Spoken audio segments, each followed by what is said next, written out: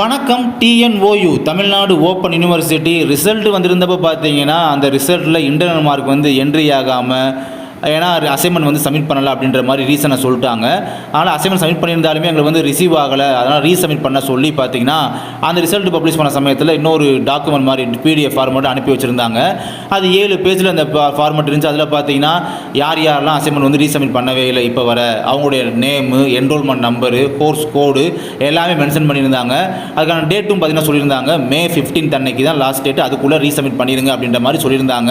இனிமேல் ஆன்லைனில் சப்மிட் பண்ண முடியாததுனால பார்த்தீங்கன்னா நீங்கள் வந்து ஹார்ட் காப்பியாகவே, அதாவது நீங்கள் எழுதின அசைன்மெண்ட் பேப்பர் இருக்கும் பார்த்தீங்களா, அதை அப்படியே நீங்கள் போஸ்டல் மூலமாக வந்து the controller of examination TNOU Saidapet Chennai 6,15,000 அட்ரஸுக்கு பார்த்தீங்கன்னா வந்து நீங்கள் சென்ட் பண்ணி வைங்க அப்படின்ற மாதிரி சொல்லியிருந்தாங்க. அது லாஸ்ட் டேட் வந்து மே 15 தான். இன்றைக்கி தான் பார்த்தீங்கன்னா மே 14 ஆகுது, இன்னும் 1 டே மட்டும் தான் இருக்குது. ஸோ அதனால் இன்றைக்கி நினச்சா கூட நீங்கள் வந்து போஸ்டல் பண்ணி வச்சிங்கன்னா கூட அதை ரிசீவ் பண்ணுறதுக்கான சான்சஸ் அப்படின்றது இருக்குது. அதாவது இதுவரை நீங்கள் வந்து இப்படி அசைன்மெண்ட் வந்து ரீசப்மிட் பண்ணவே இல்லை ஹார்ட் காப்பி அப்படின்றவங்க இந்த வீடியோ பார்த்து கண்டிப்பாக உங்கள் ஃப்ரெண்ட்ஸ் எல்லாத்துக்குமே சொல்லுங்கள். ரீசப்மிட் பண்ணாமல் இருக்கிறவங்களுக்கு கண்டிப்பாக அது யூஸ்ஃபுல்லாக இருக்கும் இந்த வீடியோ. அவங்க ரிமைண்ட் பண்ணுறது மூலமாக அவங்க வந்து ரீசப்மிட் பண்ணுவாங்க.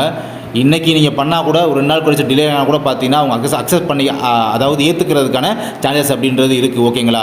ஆகையால் நாளைய தேதி தான் இறுதி தேதி.